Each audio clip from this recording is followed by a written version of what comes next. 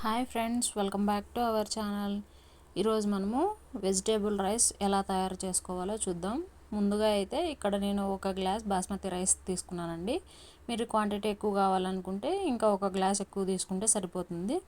ఇలా తీసుకున్న బాస్మతి రైస్ను ఒక 2-3 సార్లు బాగా వాష్ చేసి ఒక 5 నిమిషాలు నాననిచ్చుకోవాలండి. ఎందుకంటే రైస్ బాగా నానితే టేస్ట్ అనేది బాగా వస్తుంది, బాగా మెత్తగా ఉంటుంది. సో ఇలా ఒక 5 నిమిషాలు లేదా 10 నిమిషాలు నానబెట్టి పక్కన పెట్టేసుకోవాలన్నమాట. ఇలా పక్కన పెట్టుకున్న తర్వాత వెజిటేబుల్స్ అందులోకి ఆలూను, క్యారెట్, బీన్స్ తీసుకున్నానండి. ఇవన్నీ పైన తోలు తీసేసి చిన్న చిన్న ముక్కలుగా కట్ చేసుకోవాలి. ఇలా కట్ చేసుకున్న వాటన్నిటిని ఒక గిన్నెలోకి వేసి బాగా కడిగేసుకోవాలండి. అందులో ఉండే డస్ట్ మొత్తం పోయేలాగా ఒక 2-3 సార్లు బాగా వాష్ చేసి అన్నింటినీ కడిగేసి ఒక బౌల్లోకి వేసుకోవాలండి. అన్నీ మిక్స్ చేసి ఉడికించుకున్నా సరిపోతుందండి. సపరేట్గా ఉడికించుకోవాల్సిన అవసరం లేదు. కుక్కర్లోకి వేస్తే మెత్తగా అవుతాయి కాబట్టి సాధ్యమైనంత వరకు పక్కన గిన్నెలోనే ఉడికించుకోండి. కుక్కర్లోకి వేయొద్దండి. కుక్కర్లోకి వేస్తే చాలా మెత్తగా అయిపోతాయండి. సో దానివల్ల ఇలా గిన్నెలోకి వేసి కొద్దిగా ఒక 80% ఉడికించుకుంటే సరిపోతుందండి. ఎందుకంటే తర్వాత మళ్ళీ రైస్లో ఉడకాలి కాబట్టి ఒక 80% ఉడికించుకుంటే సరిపోతుందన్నమాట.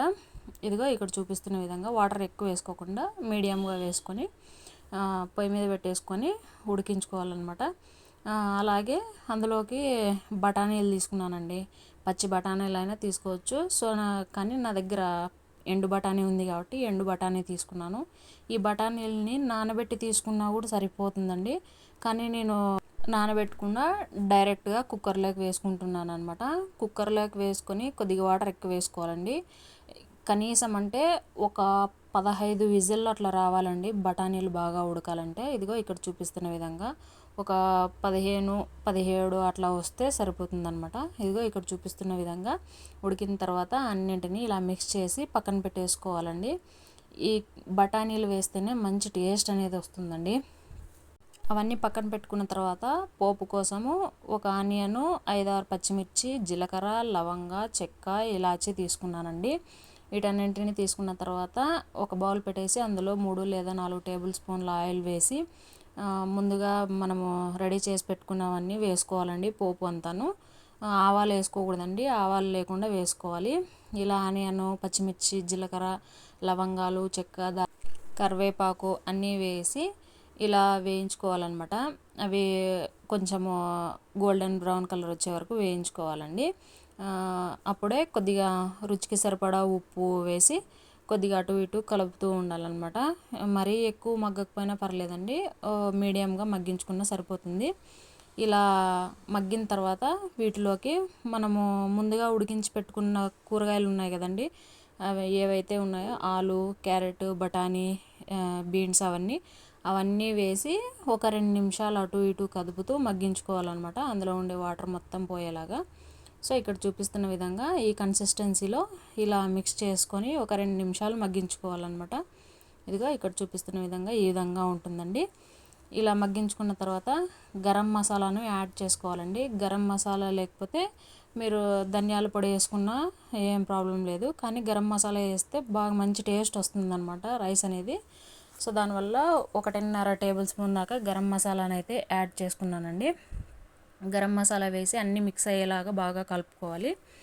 ఇలా అన్నీ కలిపేసి ఒక 2 నిమిషాలు మూత పెట్టేసి మగ్గించుకోవాలండి. ఎందుకంటే ఆ మసాలా అంతా కూరగాయలకి బాగా పడుతుంది. సో దానివల్ల ఒక 2 నిమిషాలు మూత పెట్టేసి ఉడికించుకుంటే సరిపోతుంది. ఇలా ఉడికించుకున్న తర్వాత మనం ముందుగా నానబెట్టుకున్న బాస్మతి రైస్ ఉన్నాయి కదండి, వాటన్నింటినీ యాడ్ చేసుకోవాలి. బాస్మతి రైస్ వాటర్ మొత్తం తీసేసి వేసుకోవాలండి. ఎందుకంటే సరేసరి పెడతాం కాబట్టి వాటర్ ఉంటే నున్నగా అవుతుంది. సో దానివల్ల వాటర్ మొత్తం వంపేసి తీసుకోవాలి. ఇక్కడైతే నేను ఒక గ్లాస్ బియ్యానికి 2 గ్లాసులు వాటర్ తీసుకున్నానండి, సరిపోతుంది. లేదు ఇంకా కొంచెం పొడిగా కావాలనుకుంటే 1.25 గ్లాస్ తీసుకుంటే సరిపోతుంది. ఇలా తీసుకొని సిమ్లో పెట్టి ఉడికించుకోవాలండి. ఉడికించుకున్న తర్వాత ఇదిగో చూసారా, ఇలా ఉడికిన తర్వాత మధ్యలో ఒకసారి అట్లా మొత్తం అంతా మిక్స్ అయ్యేలాగా అటు ఇటు కదుపుకోవాలన్నమాట. ఎందుకంటే వెజిటేబుల్స్ అన్నీ పైనకి వచ్చేసి రైస్ మొత్తం కింద ఉండిపోతుంది. సో దానివల్ల బాగా మిక్స్ అవ్వదు. ఒకసారి అటు ఇటు కదిపేసుకుంటే సరిపోతుందండి. మూత పెట్టేసి ఇంకో 2 నిమిషాలు ఉడికించుకుంటే అయిపోతుందండి. మనకు కావాల్సిన వెజిటేబుల్ రైస్ అయితే పర్ఫెక్ట్గా రెడీ అయిపోతుంది. చూసారా, ఇదిగో ఇక్కడ చూపిస్తున్న విధంగా ఇలా పొడి పొడిగా బాగా వెజిటేబుల్స్ అన్నీ మెత్తగా ఉడికిపోయి చాలా అంటే చాలా రుచికరంగా ఉంటుందండి. మీరు కూడా తప్పకుండా ట్రై చేయండి. ట్రై చేసి కామెంట్ బాక్స్లో కామెంట్ చేయండి.